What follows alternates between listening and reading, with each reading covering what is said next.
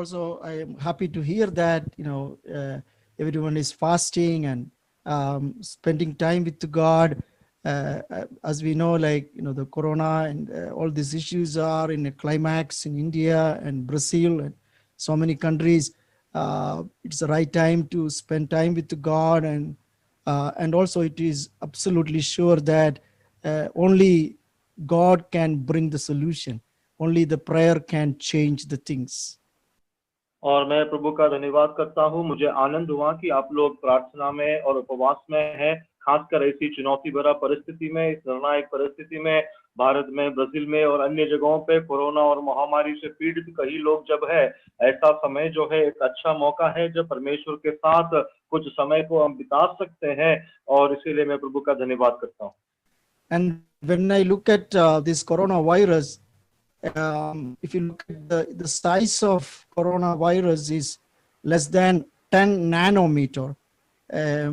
If you want to understand nanometer is, if you take your hair and cut it into 60 times, then that is like the 1 nanometer. So you can think about how small it is, but still that is the one like creating a challenge to all world. अब corona virus के बारे में बताया जाए तो ये बहुत ही छोटा है, 10 नैनोमीटर से भी छोटा है। इसको अगर वास्तविक तौर में हमको समझना है तो हमारे जो सर का एक बाल है, उस बाल को 60 मर्तबा हम अगर उसको छोटा काटते हैं या उसको भागते हैं, उतना छोटा ये वायरस होता है। लेकिन उतना छोटा वायरस ने हम सब लोगों को इतनी बड़ी चुनौती दिया है। So let us have this also teaching us how the smallest thing can challenge the world. നമ്മളെ ഈ ചെറിയ കാര്യം നമ്മളെ എങ്ങനെ അത് ചലഞ്ച് ചെയ്യും, നമ്മളെ ലൈഫിനെ എല്ലാം അത് ബാധിക്കും എന്ന് നമ്മളെ ഇത് ശരിക്കും പഠിപ്പിക്കുന്നുണ്ട്. और इतना ही नहीं, ये छोटी सी छोटी बात किस तरह से हमें चुनौती दे सकता है, ये हमको कितने मुश्किल में डाल सकता है, इस बारे में भी हमको एक सीख देता है। So ഇന്നത്തെ എൻ്റെ ഒരു വിഷയം I want to talk about. I hope I can share my screen. Are you able to see my screen? Yes, we can. Yeah. So the topic which I want to share is they cannot handle it, but we can. आज जो विषय मैं आप लोगों के साथ बांटना चाहूंगा, उसका शीर्षक स्क्रीन पर मैंने दिखाया है। वो इसको हैंडल नहीं कर सकते, लेकिन हम कर सकते हैं। I want everyone to say that they cannot handle it, but we can. मैं चाहता हूं कि सब लोग इसको कहें कि वो इसका हैंडल नहीं कर सकते, लेकिन हम इसको हैंडल कर सकते हैं। They cannot handle it, we can. Yeah, they cannot handle it, but we can. Okay.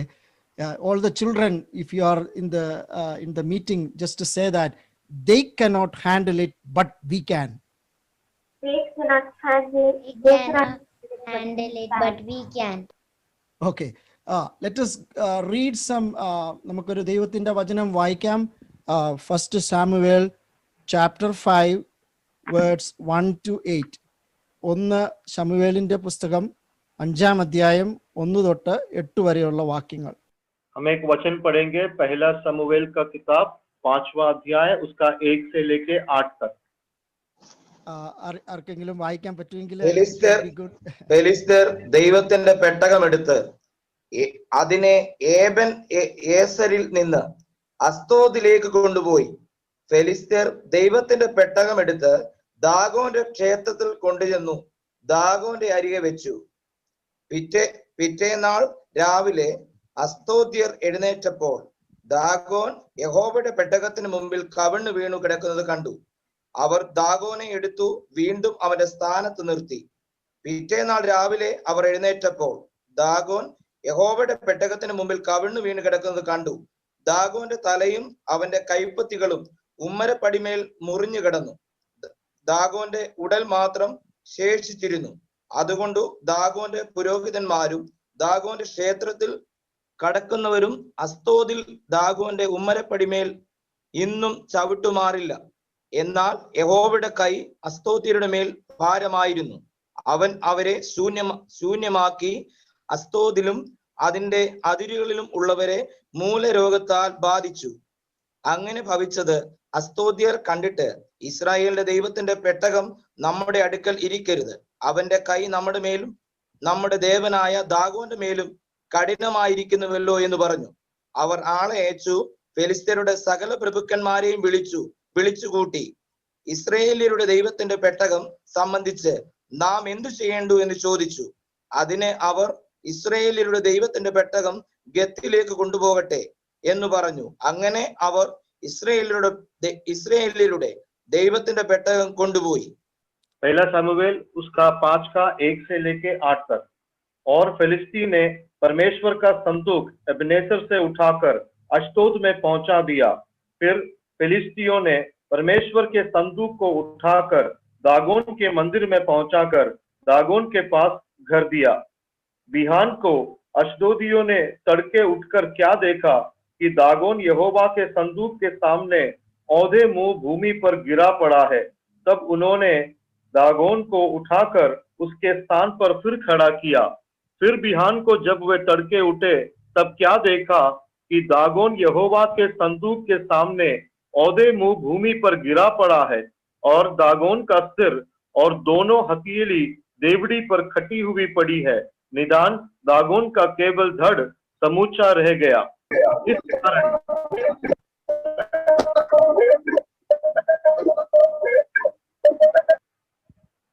इस कारण आज के दिन तक भी दागोन के पुजारी और जितने दागोन के मंदिर में जाते हैं वे अश्दोद में दागोन के देवड़ी पर पाँव नहीं धरते। तब यहोवा का हाथ अश्दोदियों के ऊपर भारी पड़ा और वह उन्हें नाश करने लगा और उनसे अश्दोद और उसके आसपास के लोगों के गलाटियां निकाली। वह हाल देखकर अश्दोद के लोगों ने कहा, इस्राएल के देवता का संदूक हमारे मध्य रहना नहीं पाएगा, क्योंकि उनका हाथ हम पर और हमारे देवता दागोन पर कठोरता के साथ पड़ा है। तब उन्होंने फिलिस्तियों के सब सरदारों को बुलावा भेजा और उनसे पूछा, हम इस्राएल के देवता के संदूक से क्या करें? वे बोले, इस्राएल के देवता का संदूक घुमाकर गत नगर में पहुंचाया जाए। तो उन्होंने इस्राएल के परमेश्वर के संदूक को घुमाकर गत में पहुंचा दिया। Before starting this scripture, I know you are all fasting. I want to give you some temptation to you, okay? तो ये भाग शुरू करने से पहले मैं जानता हूँ आप लोग उपवास में हैं, लेकिन आप लोगों को एक लोभ देना चाहता हूँ, परीक्षा देना चाहता हूँ। Okay. This is a incident in my life when I was in Portugal. One of the professor from Portugal came to Kerala. എൻ്റെ കൂടെ കേരളത്തിലേക്ക് ഒരു കോൺഫറൻസിൽ പങ്കെടുക്കാനായിട്ട് ഒരു പ്രൊഫസർ പോർച്ചുഗലിൽ നിന്ന് വന്നു. ये मेरे साथ आपके साथ हुआ एक घटना है। पोर्चुगल से एक प्रोफेसर आपके साथ केरल में आया। As you know, the Portugal, they don't use any spicy food. They have no spicy food. And he was entering into Kerala and having a food from a restaurant. And he said, I cannot handle this. तो पुर्तगाल के लोग आप जानते हैं ज्यादा तीखा खाना पसंद नहीं करते, और वो जब केरला आए वहां पर एक रेस्टोरेंट में वो गए और तब उन्होंने कहा कि मैं इसे नहीं खा सकता, मैं इसे संभाल नहीं सकता। Yeah. So in our life, we always say sometimes, right? I cannot handle this. तो हमारे जीवन में कई बार या कई भी तो हमने कहा होगा कि मैं संभाल नहीं सकता। ചില പിള്ളേർക്ക് കണക്ക് ബുദ്ധിമുട്ടുള്ളവരുണ്ട്. അവർ പറയും എനിക്ക് കണക്ക് I cannot handle maths, right? Or chemistry. They will say I cannot handle chemistry, or it's like I cannot handle this. It's a very common way we say in our common life. कुछ बच्चे हम जानते हैं उनको गणित इतना अच्छा नहीं जमता, या उनको रसायन का विज्ञान अच्छा से नहीं जमता, या अन्य कोई विषय नहीं जमता, तो वो कहते हैं हम इसको संभाल नहीं सकते या हम उसको नहीं कर सकते। Let us turn our attention to the word which we learned today, the Ark of Covenant, which the scripture says about the Ark of Covenant or Ark of God. And we saw the story. That's what we are going to discuss more today in our message. तो आज हमने जो वचन पढ़ा उसमें जो परमेश्वर का संदूक को देखा उसके बारे में हम आगे थोड़ा जानकारी लेंगे. പുറപ്പാട് പുസ്തകം 25:16 പറയുന്നുണ്ട്. In English I will read here. Then put in the ark of the tablets of the covenant law which I will give you. निर्गमन का किताब 25 उसका 16 में इस तरह से लिखा गया है, और जो साक्षी पत्र में तुझे दूंगा उसे संदूक में रखना. In the Bible, ദൈവത്തിന്റെ പെട്ടകം അല്ലെങ്കിൽ ആർക്ക് ഓഫ് കവനന്റ് അല്ലെങ്കിൽ നിയമപ്പെട്ടകം അല്ലെങ്കിൽ ആർക്ക് ഓഫ് ടെസ്റ്റിമണി അല്ലെങ്കിൽ സാക്ഷ്യപ്പെട്ടകം, ഇങ്ങനെ പല പേരില് അറിയപ്പെടുന്നുണ്ട്. ഇതെല്ലാം about Ark of Covenant or Ark of God. तो परमेश्वर के संदूक को पवित्र कलाम में अलग अलग नाम से जाना जाता है, लेकिन ये तमाम बातें संदूक या परमेश्वर के इस संदूक के बारे में कहता है. ഇസ്രായേൽ മക്കള് മിസ്രൈമിൽ നിന്ന് പുറപ്പെട്ട് 1 വർഷം കഴിഞ്ഞ് മോശ മുഖാന്തരം പ്രത്യേകമായ ദൈവത്തിന്റെ കൽപ്പന കൊടുത്ത് ഉണ്ടാക്കിയതാണ് ഈ നിയമപ്പെട്ടകം. इस्राएल के लोग जब मिस्र से निर्गमन कर चुके थे, उसके लगभग 1 साल के बाद मूसा के द्वारा आज्ञा देकर इस संदूक को बनाया गया था. ആൻഡ് ദൈവത്തിന്റെ പ്രത്യേക നിർദ്ദേശപ്രകാരം മോശയോട് പറഞ്ഞ അനുസരിച്ചാണ് അത് കൺസ്ട്രക്ട് ചെയ്തേക്കുന്നത്. और परमेश्वर की आज्ञा और खास निर्देश जो मूसा को दिया था उसके अनुसार इस संदूक का निर्माण किया गया. പുറപ്പാട് പുസ്തകം 25:22 നമ്മൾ വായിക്കുന്നുണ്ട്, ദൈവത്തിന്റെ സാന്നിധ്യം, ദൈവം I put a picture there. Let us go a little bit deeper. ആ കെരൂബിയത്തിന്റെ ഇടയ്ക്കാണ് ദൈവം വന്നിട്ട് മോശയോട് സംസാരിച്ചുകൊണ്ടിരുന്നത്. निर्गमन की किताब 25 के 22 में हम इसको पढ़ सकते हैं. परमेश्वर की उपस्थिति जो है उसको उस संदूक में हुआ करता था. मैंने यहाँ पर एक चित्र का प्रदर्शन दिया है, और जो केरूब है उस केरूब के बीच में परमेश्वर की उपस्थिति रहा करता था. ഇതും ദൈവത്തിന്റെ ഒരു സാന്നിധ്യം, ദൈവത്തിന്റെ the presence of God ആണ് ഒരു തരത്തിൽ പറഞ്ഞാൽ ഈ ആർക്ക് ഓഫ് ഗോഡ് സാദൃശ്യപ്പെടുത്തുന്നത്. तो ये परमेश्वर का संदूक जो है परमेश्वर की उपस्थिति का प्रतिनिधित्व करता है. അതുകൊണ്ട് ലേവ്യ അവരാണ് ഇത് ഹാൻഡിൽ ചെയ്യുന്നത്. പ്രത്യേക നിയമങ്ങളുണ്ട് എങ്ങനെ ഇത് ഹാൻഡിൽ ചെയ്യണം. അത് മാത്രമല്ല, ഇത് completely hidden under a large veil made of skin and purple cloth. എപ്പോഴും അത് കവർ ചെയ്ത് വളരെ ഇമ്പോർട്ടൻ്റ് ആയിട്ടുള്ള ഒരു ട്രഷറാണ് ഇസ്രായേൽ മക്കളുടെ ഈ ആർക്ക് ഓഫ് കവനന്റ്.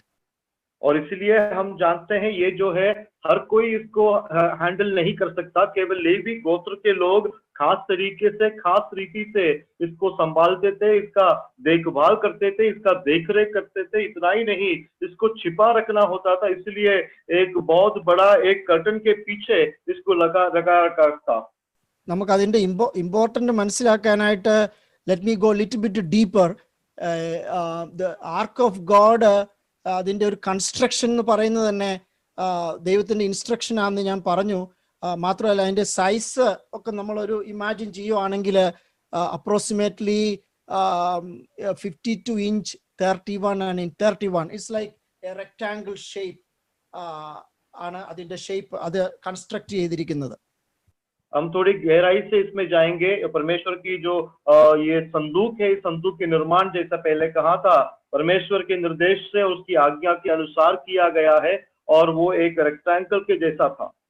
അതിന്റെ ഉള്ളിലെ മരമാണെങ്കിലും അത് ചുറ്റും ഗോൾഡ് കൊണ്ടാണ് കവർ ചെയ്തിരിക്കുന്നത്. It's like completely covered with gold. और उसके अंदर जो लकड़ी का इस्तेमाल किया है वो पूर्ण रूप से सोने से ढका गया था.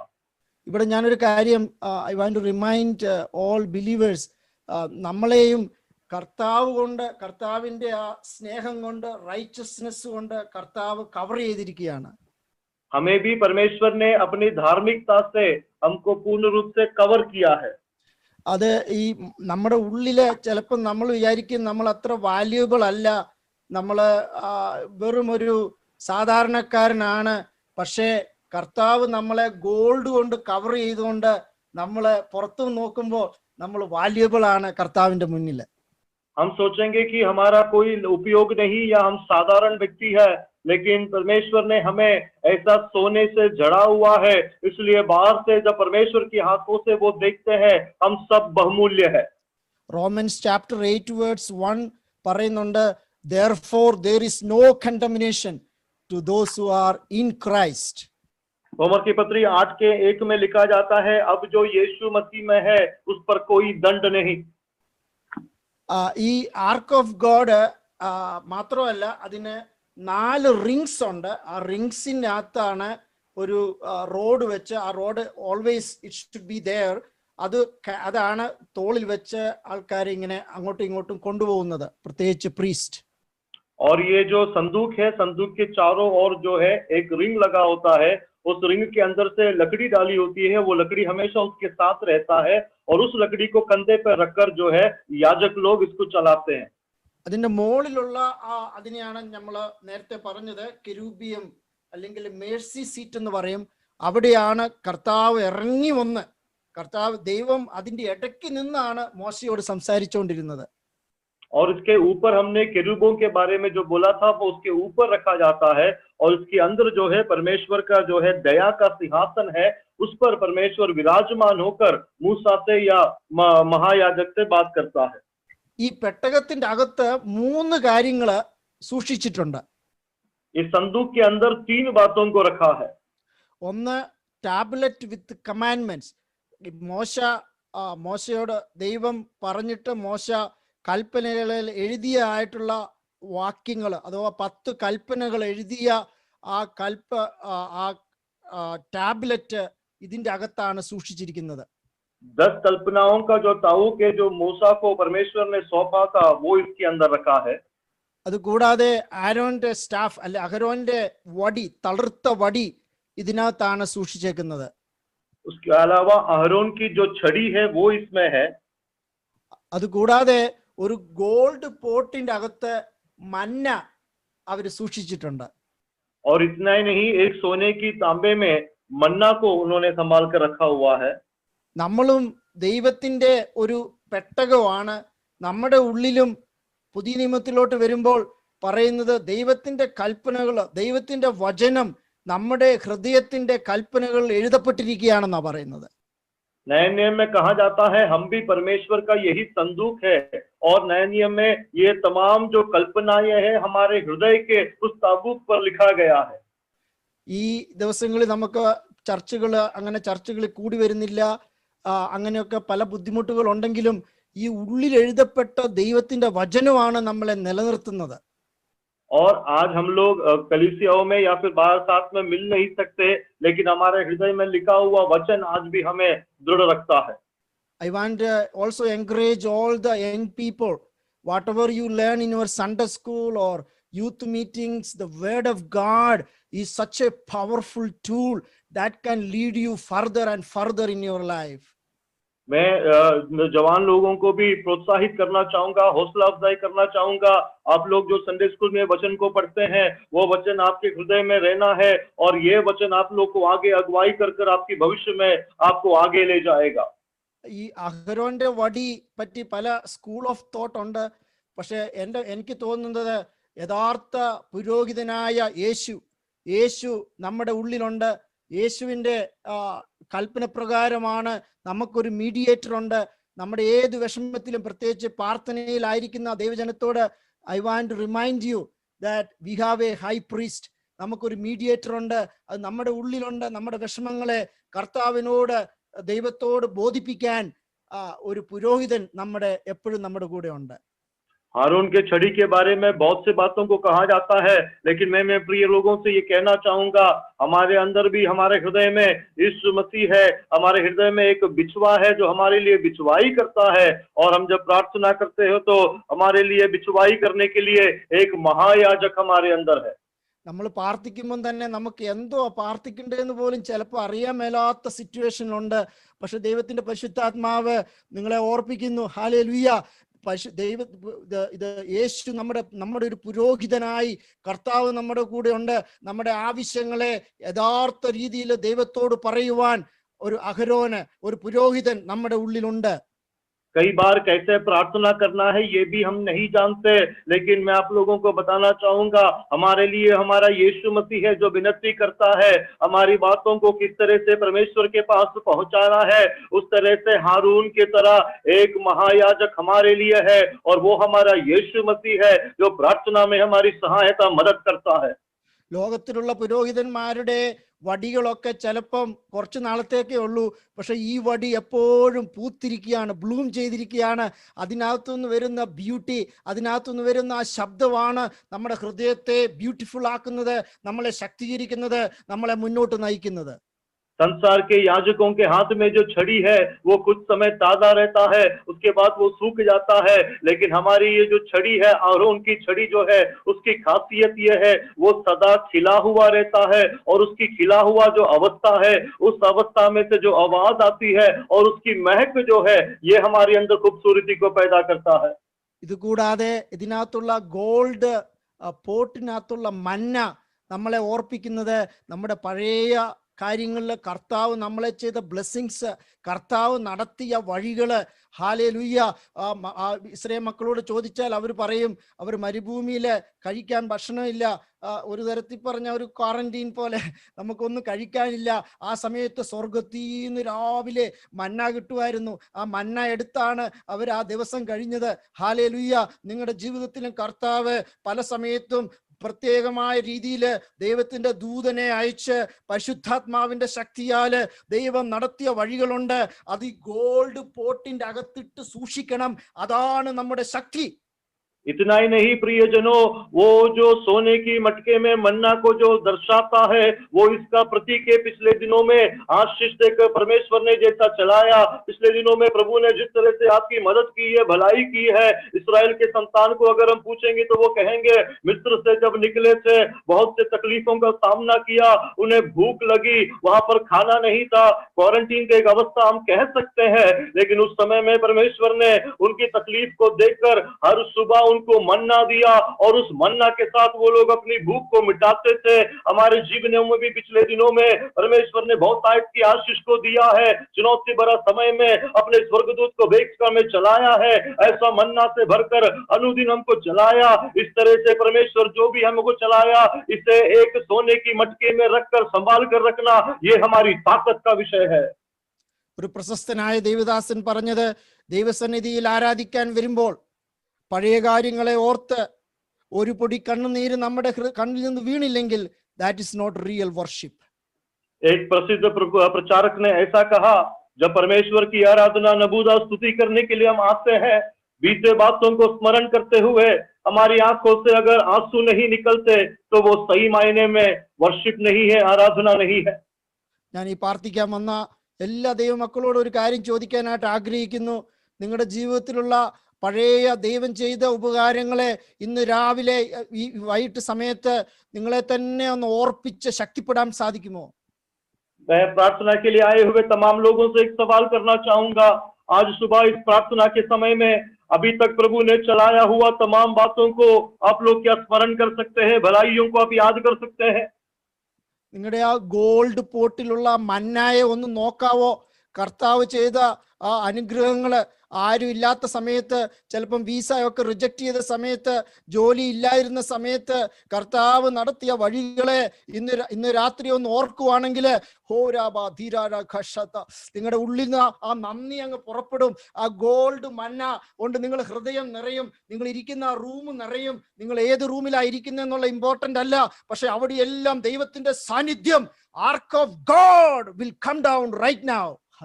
सोने की जो आपके पास मटकी है जिसमें मन्ना भरा हुआ है, क्या उस मन्ना की ओर आप देख सकते हैं? पिछले दिनों में परमेश्वर ने जो आपको चलाया, हो सकता है आपका वीजा रिजेक्ट हो गया था, आपके पास नौकरी नहीं थी, उस समय में प्रभु ने आपको चलाया। आप उस मन्ना को देखो, आप जहां बैठते हैं वो कोई मायने महत्व नहीं रखता, परमेश्वर अपनी उपस्थिति से उस जगह को भर देगा। Let me take you to the next part. Like these ഈ ആർക്ക് ഓഫ് ഗോഡിന് 3 ഫങ്ഷൻ ആണുള്ളത്. मैं अगले पड़ाव में लेके जाता हूँ। ये परमेश्वर की संदूक जो है, इसका 3 उद्यम होता है। ബൈബിളിന്റെ അകത്ത് പല എക്സാമ്പിൾ നമുക്ക് കാണാൻ സാധിക്കും. ഒന്ന്, ദൈവത്തിന്റെ സാന്നിധ്യം, ദൈവം അതിന്റെ അകത്ത് ഇറങ്ങി വന്നാണ് സംസാരിക്കുന്നതെന്ന് നമ്മൾ വായിച്ചു. एक परमेश्वर की उपस्थिति, परमेश्वर उसमें उतरकर उसमें से बात करता है, ऐसे हमने पढ़ा। രണ്ടാമത്തെ ഒരു കാര്യം, ഈ ആർക്ക് ഓഫ് ഗോഡിനെ കാണുന്നത് ഇസ്രായേൽ മക്കള് പ്രോമിസ് ലാൻഡിലോട്ട് കയറാൻ പോകുന്ന ആ സമയത്ത് there was A obstacle, that is Jordan river. അവർക്ക് എങ്ങനെ അപ്പുറത്ത് കിടക്കണ്ടേന്ന് അറിയാൻ മേല. അങ്ങനെ ഇരുന്ന സമയത്ത് ഈ ആർക്ക് ഓഫ് ഗോഡും എടുത്ത് പ്രീസ്റ്റ് അതിന്റെ നടുക്കോട്ട് ഇറങ്ങിയപ്പോഴത്തേക്ക് ആ റിവർ രണ്ടായിട്ട് സ്പ്ലിറ്റ് ചെയ്തു. और दूसरा हम लोग ये देख सकते हैं, जब इजराइल के बच्चे जो है कनान में प्रवेश करने से उसके पहले यर्दन की नदी उनके सामने एक अड़चन बनकर खड़ा हुआ था। और उस समय में याजक लोगों ने संदूक को उठाकर जब उस नदी के बीच में आए तो वहां पर वो नदी जो है वो बट गया और वो आसानी से उसको यर्दन को पार किया। I feel to share this thought. നിങ്ങൾ ആരെങ്കിലും ഒരു ഒബ്സ്റ്റാക്കിളിന്റെ മുന്നിലായി ഇന്ന് രാത്രി നിൽക്കുന്നെങ്കിൽ പരിശുദ്ധാത്മാവ് നിങ്ങളോട് പറയുന്നു, നിങ്ങളുടെ ഉള്ളിലുള്ള ആർക്ക് എടുത്തോണ്ട് അതിന്റെ നടുവിലോട്ട് ഇറങ്ങി ചെല്ലുമ്പം കർത്താവ് ഒരു പുതിയ വഴി നിങ്ങൾക്ക് വേണ്ടി തുറക്കും. आज मैं आप लोगों को बताना चाहूंगा, अगर ऐसी किसी बाधा के सामने, किसी अड़चन के सामने आप लोग हैं, तो आपके अंदर रखा हुआ इस संदूक को लेकर आप उसके बीच में चलेंगे तो आज परमेश्वर उसको हटा देगा। നിങ്ങൾക്ക് പക്ഷെ അതൊരു ഫൂളിഷ് ഐഡിയ ആയിട്ട് തോന്നും. വെള്ളത്തിലോട്ട് എങ്ങനെയാ ഒരു ആർക്കുമായിട്ട് ഇറങ്ങി ചെല്ലുന്നത്? അതൊരു it's not make sense to you. പക്ഷെ ദൈവത്തിന്റെ പരിശുദ്ധാത്മാവ് പറയുന്നു, ഈ ആർക്കുമായിട്ട് അങ്ങോട്ട് ഇറങ്ങിച്ചെല്ല്, നീ തന്നെ അങ്ങോട്ട് ഇറങ്ങിച്ചെല്ല്. Because ark of God is inside of you. ആ ഒബ്സ്റ്റാക്കിൾ കംപ്ലീറ്റ് ആയിട്ട് മാറിപ്പോകും.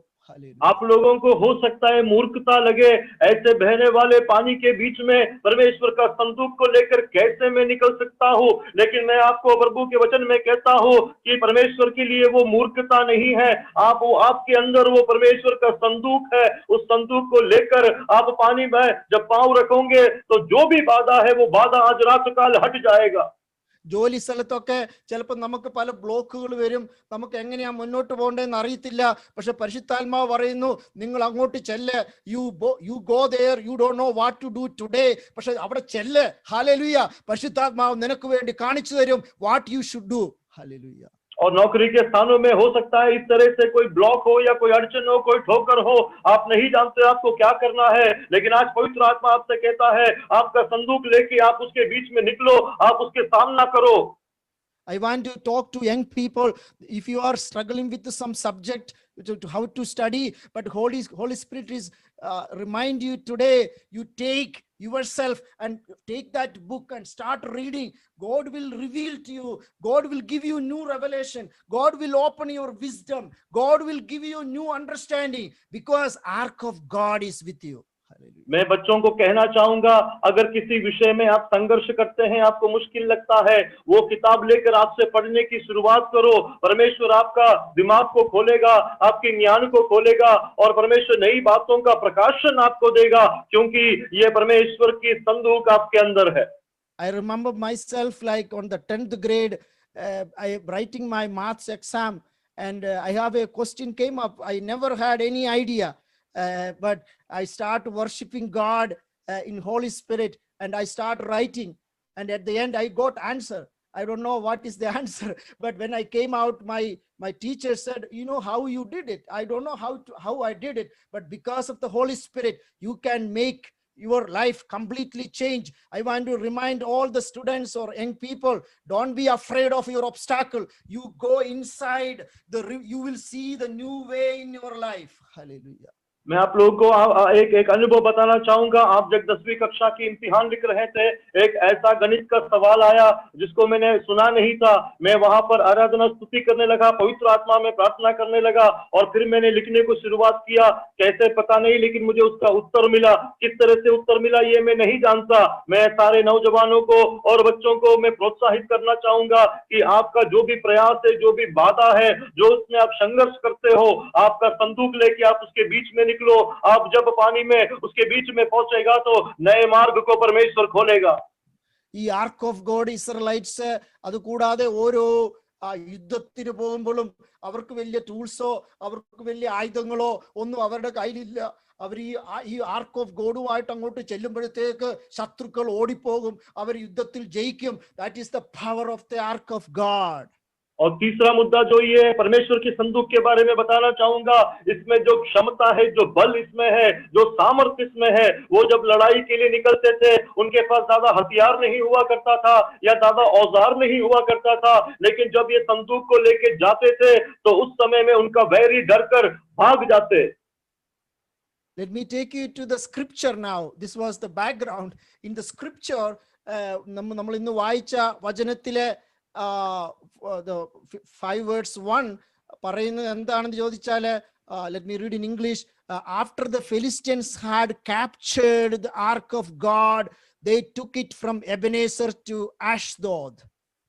हमने अभी तक जो देखा, हमने इसकी पृष्ठभूमि के देखा. अब हम वचन में आएंगे, जो वचन को हमने पहले पढ़ा था, पहला शमूएल नबी का किताब, उसका 5वां अध्याय का पहला वचन.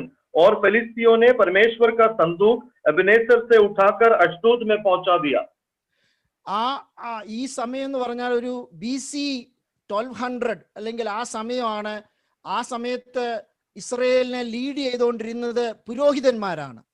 ये लगभग BC 1200 का समय है और उस समय में याजक लोग इस्राएल लोगों का नेतृत्व करते थे.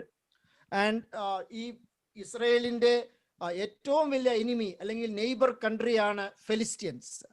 और इस्राएल का सबसे बड़ा जो पड़ोसी देश था या सबसे बड़ा वैरी जो था वो फिलिस्ती थे.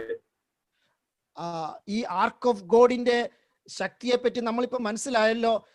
അതുപോലെ തന്നെ പിശാചിനും അറിയാം, അല്ലെങ്കിൽ നമ്മുടെ എനിമീസിനും അറിയാം, ഇത് their success, their power is sitting on the ark of God. परमेश्वर की संदूक के बारे में जितना हमने आज जाना, उस तरह से बैरी भी जानते थे कि परमेश्वर के संदूक में ही उनका पूरा सफलता और इनका पूरा उपस्थिति और उसका सामर्थ्य है. അതുകൊണ്ടാണ് ഈ ഫെലിസ്റ്റിയൻസ് അവർക്ക് വലിയ ഹാപ്പി ആയിരുന്നു ഈ ആർക്ക് ഓഫ് ഗോഡിനെ ക്യാപ്ചർ ചെയ്തപ്പോ. इसीलिए फिलिस्ती बहुत आनंद मनाने लगे जब उन्होंने परमेश्वर की संदूक को कब्जा कर लिया. ഈ ഇവിടെ നിന്നുകൊണ്ട് ഒരു കാര്യം ഓർപ്പിക്കാനായിട്ട് ആഗ്രഹിക്കുന്നു. നമ്മുടെ ജീവിതത്തിലെ മറ്റ് എന്ത് നഷ്ടപ്പെട്ടാലും പിശാചിന് അവസാനമായിട്ട് നമ്മളെ വേണ്ടത് നമ്മുടെ ഉള്ളിലുള്ള ആർക്ക് ഓഫ് ഗോഡിനെ തട്ടിയെടുക്കുക എന്നുള്ളതാണ് പിശാചിന്റെ അൾട്ടിമേറ്റ് എയിം. यहाँ पर एक बात मैं रुककर बताना चाहूंगा, शैतान हमारे जीवन से कुछ भी बात लूट क्यों ना ले, लेकिन उसका लक्ष्य आखिर में यही है, परमेश्वर का संदूक जो हमारे हृदय में है उससे वो लूट ले. ആർക്ക് ഓഫ് ഗോഡ് എന്ന് ഞാൻ ഉദ്ദേശിച്ച് ദൈവത്തിന്റെ സാന്നിധ്യം, ദൈവത്തിന്റെ പ്രസൻസ്, ദൈവവുമായിട്ടുള്ള ആ കണക്ഷൻ അത് നഷ്ടപ്പെടുത്തുക. അത് ക്യാപ്ചർ ചെയ്താല് ഫിലിസ്തീൻസിന് അറിയാം ഇസ്രയേൽ തോറ്റു. और यहाँ पर जब मैं परमेश्वर का संदूक कहता हूँ तो परमेश्वर की उपस्थिति, परमेश्वर का सानिध्य, परमेश्वर की संगति और परमेश्वर का जो कार्य है, जो ताकत है, परमेश्वर के साथ जो संपर्क है, जो रिश्ता है, इससे अगर तोड़ दिया जाए, वो जानते हैं इस्राएल के ऊपर वो कब्जा कर सकते हैं. നമ്മൾ ചിലപ്പോൾ ഒരു ഓർഡിനറി ആൾക്കാരായിരിക്കും, നമ്മൾ വെറും ഒരു സാധാരണ മനുഷ്യരായിരിക്കും.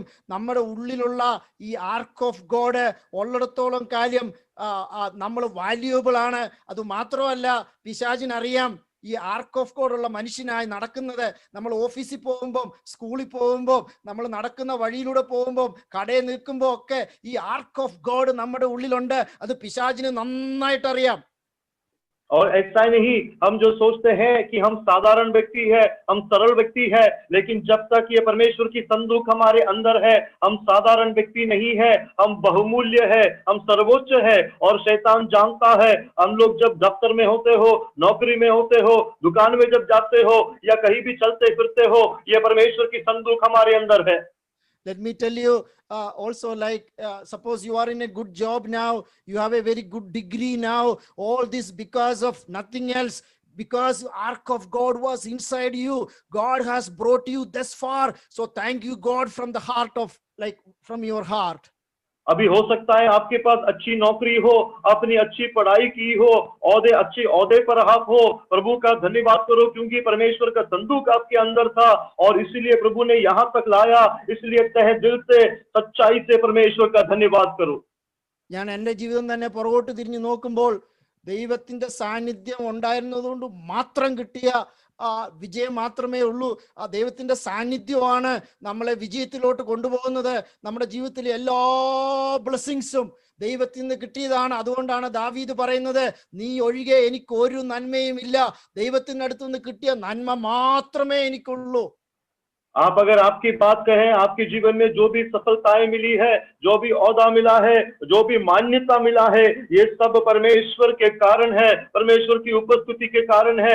इसलिए दाऊद ने भी कहा, आपके दिया हुआ अलावा मेरे पास कुछ नहीं है, और जो भी आशीष हमारे पास है वो सब परमेश्वर का दिया हुआ है. അല്പം പോലും അഹങ്കാരമോ നകളമോ നമ്മുടെ ജീവിതത്തിൽ വരരുത്. അത് നമ്മുടെ ജീവിതത്തിന്റെ നാശത്തിലോട്ട് കൊണ്ടുപോകും. പക്ഷെ നമ്മൾ ദൈവമേ, കർത്താവേ, എൻ്റെ ഉള്ളിലുള്ള ദൈവത്തിന്റെ സാന്നിധ്യമാണ് എന്നെ ഇതിലേക്ക് നയിച്ചതെന്നോർത്ത് എന്നും ദൈവത്തോട് നന്ദിയുള്ളവരായിട്ട് നമ്മളായിരിക്കണം. थोड़ा सा भी घमंड या अहंकार हमारे जीवन में नहीं आना. अगर वो आ गया तो हमारा नाश हो जाएगा. लेकिन नम्र होकर, दीन होकर, परमेश्वर आपकी उपस्थिति और आपका साथ मेरे साथ था, इसलिए मुझे ये सब आशीष मिला. इस तरह से धन्यता के साथ, नम्रता के साथ हमको प्रभु की उपस्थिति में रहना है.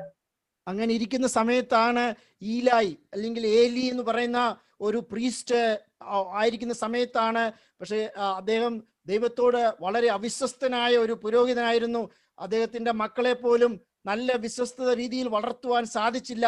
ആ സമയത്ത് ഇസ്രായേലില് ദൈവത്തിന്റെ വചനത്തിന് ക്ഷാമം ഉണ്ടായെന്ന് പറയുന്നു. ഒരു വല്ലാത്ത സമയത്തിലൂടെ ഒരു സീസൺ ഓഫ് ഒരു സീസണിലൂടെ ഇസ്രായേൽ മക്കളെ ഇസ്രായേൽ രാജ്യം കടന്നു പോവുകയായിരുന്നു. और उस समय में वहां का महायाजक एली था. एली परमेश्वर के सामने विश्वास योग्य नहीं था. इतना ही नहीं, अपने दोनों बच्चों की जो परवरिश था उसमें भी वो परमेश्वर के सामने विश्वास योग्य नहीं ठहरा. उस समय में कहा जाता है परमेश्वर का वचन का अकाल सा था, और ऐसे एक समय में इस्राएल का राज्य गुजर रहा था. ഫെലിസ്റ്റിന് അല്ലെങ്കിൽ നമ്മുടെ ശത്രുവിന് നന്നായിട്ടറിയാം നമ്മുടെ ക്ഷീണിച്ചിരിക്കുന്ന സമയം, നമ്മൾ വിഷമത്തിൽ കൂടെ പോകുന്ന സമയം. ആ സമയത്ത് ആ ഫെലിസ്റ്റിൻസ് വന്നു, ഫെലിസ്റ്റിൻസ് ക്യാപ്ചർ ചെയ്തു ആർക്ക് ഓഫ് ഗോഡ്. അതാണ് നമ്മൾ വായിച്ചത്. फिलिस्ती या हमारा वैरी एकदम स्पष्ट रूप से समझते हैं हम कब कमजोर होते हैं, कब हम थके होते हैं, और इसी तरह से इस्राएल की कमजोरी को समझकर फिलिस्ती उन पर आक्रमण करके उस जो संदूक है उसके ऊपर कब्जा करते हैं. ये हमने वहां पढ़ा. I feel to share that some of you are in a season of difficult time, maybe as a family, or maybe with a job, or some sort of difficulty, especially with this corona. But God is reminding you that be careful. This is a time maybe the enemy will come and take your ark of God. मैं आप लोगों को बताना चाहूंगा, हो सकता है आप लोग भी कुछ इसी तरह से ऐसे मौसम में हो सकता है आपकी नौकरी की वजह से या अन्य कोई अवस्था की वजह से, या फिर आज की जो महामारी है इस कोरोना से पीड़ा होने की वजह से. लेकिन मैं आपको कहना चाहूंगा, कमजोर नहीं होना. अगर कमजोर हो जाते हैं तो वैरी आएगा और आपका जो संदूक है उस पर कब्जा करेगा. A lot of money in the bank, or you have a very good job, but that will not save your generation. You need to give them Jesus, the gospel, the word of God. As we see the three things, the commandment of God, and the high priest, and the gold manna should be there in their heart. मैं आप लोगों को बताना चाहूंगा, खासकर हमारे इस जमाने में हम एली के बारे में जानते हैं. एली परमेश्वर के सामने विश्वास योग्य नहीं था, और ना ही उनके बच्चे विश्वास योग्य था. मैं सारे माता पिताओं को जताना चाहूंगा, हमारे बच्चों के लिए हमको प्रार्थना करना है, सही मार्गदर्शन हमें उनको देना है, हमें उनको वचन देना है, परमेश्वर को देना है. परमेश्वर के साथ में जो उनको प्रतिबद्धता है, परमेश्वर के साथ जो उनका विश्वास है, परमेश्वर के प्रति उनकी विश्वास योग्यता को बढ़ना है. और जिस तरह से हमने तीन बातों को परमेश्वर की उपस्थिति को और परमेश्वर की कार्यों को, और जो छड़ी है जो आरून का है, और जो मटके में जो सोने की मटके में मन्ना है, ये तीनों उनके हृदय में होना जरूरी है. ആർക്ക് ഓഫ് ഗോഡ് അവരെടുത്തോണ്ട് അവരുടെ ആരാധന ആലയത്തിലാണ് അവർ കൊണ്ടുവച്ചത്. और उन्होंने इस परमेश्वर की संदूक को लेकर उनके देवता के मंदिर में रखा. ഞാൻ ഇവിടെ ഒരു കാര്യം പറയാനായിട്ട് ആഗ്രഹിക്കുന്നു. ശത്രുവിനും ഈ ആർക്ക് ഓഫ് ഗോഡിന്റെ വാല്യൂ അറിയാം. അവിടെ ബൈബിളിനകത്ത് പറയുന്നില്ല അവരിത് തുറന്നു നോക്കിയോ, they haven't attacked anything with the ark of God. They also knew that this is valuable, so that's why they took it and kept in their temple. यहाँ पर एक बात बताना चाहूंगा, बैरी भी जानता है परमेश्वर की संदूक का मूल्य। वहां पर उन लोगों ने इस पर खोल कर देखा, ये इसके क्यों छेड़खानी की, ये लिखा हुआ नहीं है, इसकी मूल्यता वो जानते थे, इसलिए उनके देवता के मंदिर में जाकर उसको रखा। നമ്മുടെ ജീവിതത്തിലും നമ്മള് പ്രത്യേകിച്ചൊന്നും പറയുകയോ പ്രത്യേകിച്ച് വലിയ കാര്യങ്ങളൊന്നും ചെയ്യേണ്ട കാര്യമില്ല. നമ്മുടെ ഉള്ളില് ആർക്ക് ഓഫ് ഗോഡ് ഉണ്ടെങ്കിൽ നമ്മുടെ ഫ്രണ്ട്സിന് അറിയാം, നമ്മുടെ എനിമീസിന് അറിയാം, നമ്മുടെ ആൾക്കാർക്ക് അറിയാം. ബിക്കോസ് അത് അത് അത് പുറത്തു വരും. അവർക്ക് അതിന്റെ വാല്യൂ അറിയാം, അവർക്ക് അതിന്റെ വില അറിയാം. they know it through their actions they will do it. हमारे जीवन में कोई खास काम को हमके करने की कोई जरूरत नहीं है। अगर परमेश्वर की संदूक अगर हमारे अंदर हो तो हमारे मित्र, हमारे रिश्तेदार, हमारे आस पड़ोस के लोग सब जान जाएंगे कि ये हमारे अंदर है। നമ്മൾ വായിച്ച ഭാഗത്തിൽ 5-ാം അധ്യായം 3-ാം വാക്യത്തിൽ വായിക്കുന്നു, when the people of Ashdod rose early in the next day, their god is known as Dagon. Dagon is like an idol. Their dog fallen on his face on the ground before the ark of the Lord. तीसरे आयत में लिखा है, बिहान को अशदोद ने तड़के उठकर क्या देखा कि दागोन उनका मूर्ति है, उनका परमेश्वर है, और वो संदूक के सामने औंधे मुंह में भूमि पर गिरा पड़ा था। So he fell down. They never expected that. They thought their God and this ark of God is same. But let me tell you, some people think in that way, but our God is greater than any other gods in this world. उन्होंने उनके भगवान के साथ या उनके देवता के साथ हमारे परमेश्वर को रखा। उन्होंने सोचा उनका देवता और हमारा परमेश्वर एक समान है। बहुत से लोग ऐसे सोचते हैं, लेकिन ऐसा नहीं है। हमारा परमेश्वर सर्वोच्चम, सर्वोत्तम और सर्व महान परमेश्वर है। I want to remind all the youth and young generation, there is a philosophy, there is a teaching is coming in this world right now, which says that all God are equal, all gods are equal, they have same power. You can be different religion, but that's not true. Our God is a greater God. All other gods will kneel down before our God. एक बात मैं हमारे नौजवानों को, बच्चों को बताना चाहूंगा, आज संसार में एक ऐसा दर्शन, एक ऐसा तर्क आ रहा है जिसमें सबको सिखाया जाता है, सब धर्म जितना भी अलग क्यों ना हो, लेकिन सब परमेश्वर एक है। लेकिन ऐसा बिल्कुल भी नहीं है, ऐसा कदापि नहीं है। सारे अलग दूसरे परमेश्वर, देवी देवता हमारे ऊंच परमेश्वर के सामने अपने घुटने टेकेंगे। ഈ ലോകത്ത് എത്ര വലിയ മനുഷ്യനാണെങ്കിലും എത്ര വലിയ ആളാണെങ്കിലും ഒരു ദിവസം കർത്താവിന്റെ മുമ്പിൽ മുട്ടുമടക്കുന്ന ഒരു ദിവസമുണ്ട്. ये संसार में कितना भी ऊंचा व्यक्ति क्यों ना हो, कितना भी प्रसिद्ध व्यक्ति क्यों ना हो, एक दिन ऐसा आएगा जब वो हमारे यीशु के सामने घुटने टेकेगा। അവർ വിചാരിച്ചു ഇതൊരു ആക്സിഡന്റ് ആയിട്ട് സംഭവിച്ചതാണ്. അവര് ഡാഗനെ എടുത്തൊരു അവരുടെ യഥാർത്ഥ സ്ഥലത്ത് വെച്ചു. അവര് രാത്രി പോയി കിടന്നുറങ്ങി. उन्होंने सोचा ये कोई दुर्घटना हुआ है, इसलिए फिर से अपने मूर्ति को उठाकर वहीं पर रखकर फिर जाकर सो गए। 5-ാം അധ്യായം 4-ലും 5-ലും വായിക്കുന്നു. ആരെങ്കിലും ഒന്ന് മലയാളത്തിൽ വായിക്കാവോ? 4 और 5 को पढ़े।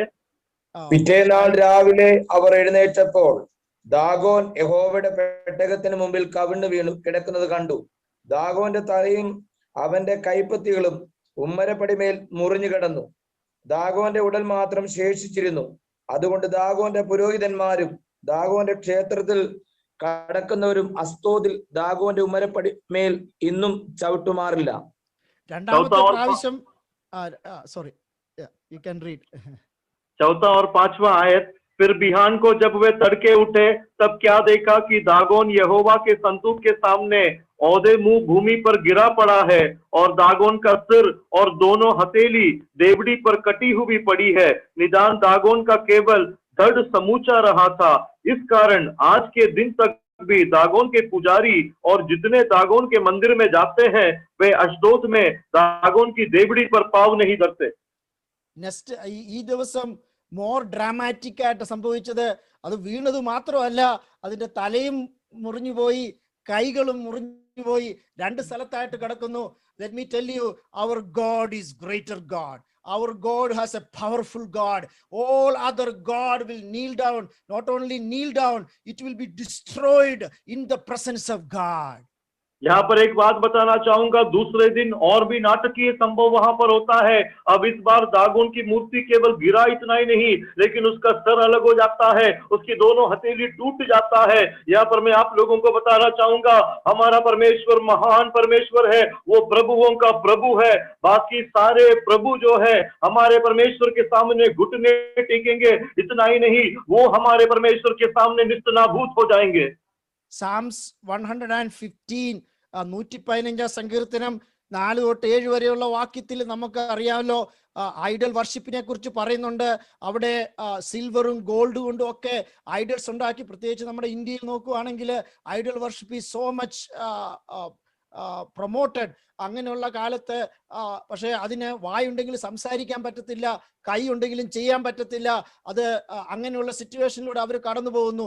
പക്ഷെ നമ്മുടെ ദൈവം is A greater God, is A powerful God. നിങ്ങൾ എല്ലാവരും ഉപവാസത്തിലിരിക്കുന്ന സമയത്ത് ദൈവത്തിന്റെ ആ സോവറിനിറ്റി, ദൈവത്തിന്റെ ആ പവർ, ദൈവത്തിന്റെ ആ ശക്തിയെ പറ്റി ഒന്ന് ചിന്തിക്കുവാണെങ്കിൽ you will start worshipping God. അത് നമ്മുടെ ഉള്ളിന്റെ ഉള്ളില് ദൈവത്തിന്റെ ശക്തി ഒന്ന് മനസ്സിലാക്കുവാൻ I want to encourage all of you. भजन संहिता 115 उसका 4 से लेकर 7 तक अगर हम पढ़ते हैं तो वहां पर मूर्ति के बारे में लिखा हुआ है। खासकर हमारे भारत में मूर्ति पूजा बहुत ज्यादा है, इतना ही नहीं उसका बहुत बढ़ावा किया जाता है। वहां पर भजन रचने वाला कहता है वो मूर्ति जो है सोने चांदी से बनाया जाता है, वो आदमियों के हाथों से मनुष्य बनाते हैं। उनके मुंह है लेकिन वो बात नहीं कर सकते, आंख है लेकिन देख नहीं सकते, कान है वो सुन नहीं सकते, हाथों से वो महसूस नहीं कर सकते, पांव से चल नहीं सकते। लेकिन हमारा परमेश्वर उनके परमेश्वर के जैसा नहीं है। इन दिनों में उपवास में बैठने वाले, प्रार्थना करने वाले लोगों को मैं कहना चाहूंगा, मैं आपको प्रोत्साहित करता हूं, हमारे परमेश्वर की बड़प्पन को, हमारे परमेश्वर की महत्व को, हमारे परमेश्वर की सर्वोच्चतम को आप लोग इस बार समझ लेंगे तो अपने आप परमेश्वर की आराधना, उसकी नबूदा हमारे अंदर से उत्पन्न होगा। അത് മാത്രമല്ല, വേറൊരു കാര്യം കൂടെ സംഭവിക്കാൻ തുടങ്ങി. അത് 6ഉം 8ഉം വാക്യത്തിൽ വായിക്കുന്നു. verse 6 in English I will read here. The Lord's hand was heavy on the people of Ashdod and its vicinity. He brought devastation on them and afflicted them with tumors. Some sort of pandemic came upon the people. 6 और 8 में 7 में हम पढ़ते हैं, 6ठा आयत में लिखा है, तब यहोवा का हाथ अश्दोदियों के ऊपर भारी पड़ा और वह उन्हें नाश करने लगा, और उसने अश्दोदों को और उसके आसपास के लोगों के गलतियां निकाली। महामारी जैसा एक रोग वहां पर फैलने लगा। ഇതും കൂടി ആയപ്പോഴത്തേക്ക് അവർ ശരിക്കും പേടിക്കാൻ തുടങ്ങി. They are terrified and they said, I cannot handle it. അവർ പറയാൻ തുടങ്ങി, ഞങ്ങൾക്ക് ഇത് ഇനി ഹാൻഡിൽ ചെയ്യാൻ പറ്റത്തില്ല. और जब ये हुआ तो निश्चित वो लोग भौंकला गए, वो डर गए। उन लोगों ने कहा नहीं, अब हमसे ये संभाला नहीं जाता। God's hand was heavy on them. അങ്ങനെയാണ് നമ്മൾ വായിക്കുന്നത്. परमेश्वर का हाथ उन पर भारी है, ऐसा हम 6ठे आयत में पढ़ते हैं। ഞാൻ ഇവിടെ നിന്ന് ഒരു കാര്യം പറയാനായിട്ട് ആഗ്രഹിക്കുന്നു. നമ്മുടെ ദൈവത്തെ ശരിക്കും ഹാൻഡിൽ ചെയ്യാൻ, അല്ലെങ്കിൽ നമ്മുടെ ഹാൻഡിൽ ചെയ്യാന്നുള്ളതല്ല, അത് അവിടെ ചെന്ന് അവര് അന്യ ദേവന്മാരുടെ കണക്കിന് അവര് നോക്കുകയാണെങ്കിൽ ആ ദൈവത്തിന്റെ കരം അവരുടെ മേല് ഹെവി ആയി വന്ന് നമ്മൾ വായിച്ച ഓരോ കാര്യങ്ങളും അവരുടെ ജീവിതത്തിൽ സംഭവിക്കാൻ സാധ്യതയുണ്ട്. और वहां पर हमारे परमेश्वर का, वहां पर वो जाकर इस तरह से अन्य देवताओं के साथ अगर उसकी कमजोरी करे, तो यहाँ पर हमने देखा, जो भी हमने अश्दोदियों के बारे में पढ़ा, परमेश्वर का हाथ जो उनके ऊपर भारी हुआ, वहां पर जो भी घटना लिखा है वो सब उनके जीवन में याथार्थ्य हो सकता है। So they don't know how to handle the ark of God. अब परमेश्वर की संदूक को कैसे संभाला जाए वो नहीं जानते। Only ഒരു സൊല്യൂഷൻ അവര് കണ്ടത്, നമുക്ക് ഈ ആർക്ക് ഓഫ് ഗോഡ് എടുത്തിട്ട് വേറൊരു സ്ഥലത്തോട്ട് മാറ്റാം. एक समाधान, समस्या का निवारण जो उन्होंने ढूंढा वो ये था, इस जगह से इस संदूक को हटाकर दूसरी जगह ले जाया जाए। ഞാൻ ചിന്തിക്കുമായിരുന്നു, ഇങ്ങനെയുള്ള ഇത്രയും സംഭവങ്ങളൊക്കെ ഉണ്ടായെങ്കിലും അവരൊന്നും മാനസാന്തരപ്പെട്ടില്ലല്ലോ.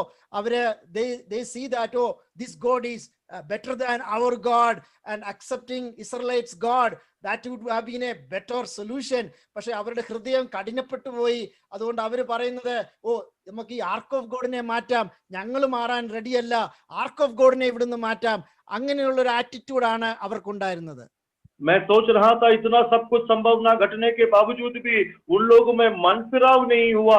उन लोगों ने ये नहीं सोचा हमारे देवी देवताओं से बढ़कर इस्राएलियों का परमेश्वर है और इस परमेश्वर की हम आराधना करें, लेकिन उनका हृदय कठोर हुआ। उन्होंने अपने आप को बदलने के एवज में उन लोगों ने निर्णय किया हम परमेश्वर की संदूक को हटाएंगे लेकिन हम नहीं बदलेंगे। നമ്മുടെ ജീവിതത്തിലും ദൈവം ചിലപ്പം ചില കാര്യങ്ങളിലൂടെ, നമ്മളെ ചില ഹാർഡ് ടൈമിലൂടെ കർത്താവ് നമ്മളെ നടത്തുമ്പോൾ ദൈവത്തിന്റെ വോയിസ് മനസ്സിലാക്കി എന്നെ തന്നെ മാറ്റാൻ നമ്മൾ ശ്രമിക്കാതെ നമ്മൾ ഷോർട്ട് കട്ട് പലപ്പോഴും എടുത്ത് that become like A burden in your life. हमारे जीवन में भी कई मर्तबा परमेश्वर जब हमसे बात करता है, ताड़ना देकर कुछ संघर्ष के द्वारा हमें ले जाता है, हम वहां पर शॉर्टकट को ढूंढते हैं और जैसा चाहिए वैसा मन फिराव हमारे जीवन में नहीं आता। അവര് പറഞ്ഞു ഞങ്ങൾക്ക് ഇത് ഹാൻഡിൽ ചെയ്യാൻ പറ്റത്തില്ല, ഞങ്ങളെ എങ്ങനെയാലും ഇവിടുന്ന് മാറ്റണം. അങ്ങനെ അവര് ഗാത്തിലോട്ട് കൊണ്ടുപോയി. ഗാത്ത് എന്ന് പറയുന്ന സ്ഥലം ലാൻഡ്സ് ഓഫ് ജെയിൻസ് ആണ്. നല്ല രാക്ഷസന്മാരെ പോലെ ഇരിക്കുന്ന ഭയങ്കരം വലിയ മനുഷ്യന്റെ ശക്തി ഉള്ള ഒരു സ്ഥലമാണ് ഗാത്ത്. और वहां से हम देखते हैं अशदोद से वो परमेश्वर की संदूक को गात में ले गए और गात एक ऐसा जगह जाना जाता है जो दानवों से भरा है या राक्षसों से भरा है। അവര് ചിന്തിച്ചു ഈ ഐഡൽസിന് ഹാൻഡിൽ ചെയ്യാൻ പറ്റുന്നില്ല, പക്ഷെ ലോകത്തിന്റെ വലിയ ശക്തിയുള്ള മനുഷ്യരുണ്ട്, അവർക്ക് ഹാൻഡിൽ ചെയ്യാൻ പറ്റും എന്നുള്ളതാണ് അവര് ചിന്തിച്ചത്. तो उनका सोच ये था कि मूर्तियों को ये संभाल नहीं पाए, लेकिन ये जो दानव लोग हैं वो इस परमेश्वर को संभाल लेंगे। നമ്മുടെ ജീവിതത്തിലും പലപ്പോഴും നമ്മൾ ചിന്തിക്കും ഒരു കാര്യം നടന്നില്ലെങ്കിൽ വേറൊരു കാര്യം, അല്ലെങ്കിൽ വേറൊരു മാനുഷിക ചിന്തയിലാണ് നമ്മൾ പോകുന്നത്. മനുഷ്യന്റെ ശക്തിയാല് കാര്യങ്ങൾ നടക്കും എന്നുള്ള ചിന്ത നമുക്കുണ്ട്. പക്ഷെ ഇന്ന് പരിശുദ്ധാത്മാവ് ശക്തമായിട്ട് നിങ്ങളെ ഓർപ്പിക്കുന്നു, നമ്മുടെ ശക്തി കൊണ്ട് നമുക്ക് ഒന്നും അച്ചീവ് ചെയ്യാൻ പറ്റത്തില്ല. നമുക്ക് എത്ര ശക്തി ഉണ്ടെങ്കിലും, നമ്മൾ ജയൻസിനെ പോലെ ഭയങ്കര ശക്തിയുള്ളവരാണെങ്കിലും ആർക്ക് ഓഫ് ഗോഡ് ഹാൻഡിൽ ചെയ്യാൻ പറ്റത്തില്ല. അതിന് ദൈവത്തിന്റെ കൃപ വേണം. ദൈവത്തിന്റെ കാര്യങ്ങൾ നമ്മൾ ഹാൻഡിൽ ചെയ്യുമ്പോൾ we have to be very careful. നമ്മുടെ ശക്തി കൊണ്ടോ, നമ്മുടെ കാര്യങ്ങൾ കൊണ്ടോ, നമ്മുടെ പവർ കൊണ്ടോ ദൈവത്തിന്റെ ന്യായപ്രമാണത്തെ, ദൈവത്തിന്റെ കൽപ്പനകളെ, ദൈവത്തിന്റെ പ്രസൻസിനെ ഹാൻഡിൽ ചെയ്യാൻ നമ്മൾ ട്രൈ ചെയ്യരുത്. हमारे जीवन में भी कई बार ऐसा ही होता है, हम अपना सामर्थ्य से, हमारी शक्ति से, हमारी ताकत से इन चीजों को संभालने की कोशिश करते हैं। एक बात बताना चाहूंगा, परमेश्वर की आत्मा में बताना चाहूंगा कि ये हम दानव के जैसा ताकत क्यों न रखते हो, अक्षमनीय ताकत हमारे अंदर हो सकता है, लेकिन हम ऐसे परमेश्वर की कार्यों को, परमेश्वर की संदूक का हम संभाल नहीं सकते। उसके लिए परमेश्वर का कृपा चाहिए, परमेश्वर का अनुग्रह चाहिए। इसके अलावा अपनी बलबूते पर, अपनी सामर्थ्य पर हम इन बातों को कदापि नहीं कर सकते। ഈ പ്രത്യേകിച്ച് ഈ ഫാസ്റ്റിംഗ് പ്രേയറില് നമ്മുടെ പല പ്രിയപ്പെട്ടവരും കൊറോണയിലൊക്കെ സഫർ ചെയ്യുന്നു. നമ്മൾ ഈ പ്രാർത്ഥിക്കുന്ന സമയത്ത് നമുക്ക് പ്രാർത്ഥിക്കാൻ പറ്റുന്ന ഒറ്റ ഒരു കാര്യമേ ഉള്ളൂ, കർത്താവേ അവിടുത്തെ കരം ഒന്ന് പിൻവലിക്കണേ, കർത്താവേ അവിടുത്തെ ഒരു ഹീലിംഗ് ഞങ്ങൾക്ക് ആവശ്യമാണ്. നമ്മുടെ രാജ്യത്തൊരു ഹീലിംഗ് ആവശ്യമാണ്. ഈ വാക്സിനും മരുന്നും ഒക്കെ ഉണ്ടെങ്കിലും അതിനേക്കാളെല്ലാം പ്രവർത്തിക്കുന്ന ദൈവത്തിന്റെ ശക്തിയിൽ നമ്മൾ ആശ്രയിക്കണം. അതിൽ നമുക്ക് ദൈവത്തിന്റെ കൃപ കിട്ടട്ടെ. അതിലാണ് നമുക്ക് ആർക്ക് ഓഫ് ഗോഡിനെ ഹാൻഡിൽ ചെയ്യാൻ പറ്റത്തുള്ളൂ. മറ്റുള്ള ഒന്നിനും ആർക്ക് ഓഫ് ഗോഡിനെ ഹാൻഡിൽ ചെയ്യാൻ പറ്റത്തില്ലെന്ന് പരിശുദ്ധാത്മാവ് ശക്തമായി ചിലരോട് സംസാരിക്കുന്നു.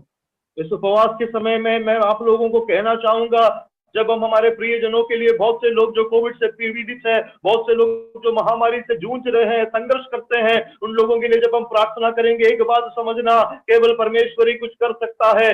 हमें गिड़गिड़ाना है, विनती करना है, परमेश्वर अपने हाथ को थोड़ा पीछे हटा ले, परमेश्वर आपकी खास एक हीलिंग, आपका एक चंगाई आप भेज दे, क्योंकि ये टीकाकरण, ये दवाइयां, ये सब कुछ हो सकता है, लेकिन इस सबसे ऊपर परमेश्वर को कार्य करना है। परमेश्वर के हाथ कार्य कर, पवित्र आत्मा में आपको बताना चाहूंगा, कुछ लोगों को पवित्र आत्मा बताता है किसी बात में, सामर्थ्य में आप लोग विश्वास ना करें, केवल परमेश्वर में और उसकी कार्य में विश्वास करते हुए उसके हाथों में सौंप दे। ഈ ഗാത്തിലുള്ളവർക്കും ഹാൻഡിൽ ചെയ്യാൻ പറ്റിയില്ല.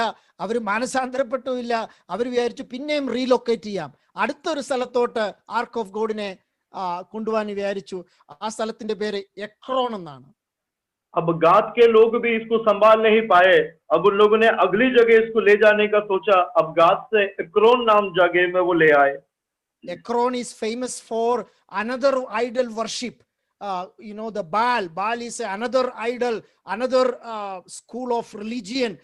അവിടെ പോയ അവർ വിചാരിച്ചു ബാലിന് ഹാൻഡിൽ ചെയ്യാൻ പറ്റും, ഞങ്ങളുടെ ഡാഗണ് ഹാൻഡിൽ ചെയ്യാൻ പറ്റിയില്ല, വേറൊരു ഐഡലിന് ഹാൻഡിൽ ചെയ്യാൻ പറ്റുമെന്നാണ് അവർ വിചാരിച്ചത്. अब एक्रोन जो नाम है वो बाल देवता के नाम में बहुत ही प्रसिद्ध है।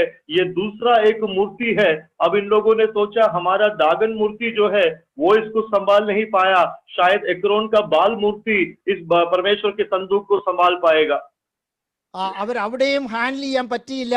അങ്ങനെയാണ് അവര് എക്രോണി വരുന്നത്. എക്രോണുകാർക്കും ഇങ്ങനെയുള്ള ബാധകളും ഇങ്ങനെയുള്ള പ്രശ്നങ്ങളും ഉണ്ടായി. അവരും മാനസാന്തരപ്പെട്ടില്ല എന്ന് നമുക്ക് കാണാൻ സാധിക്കും.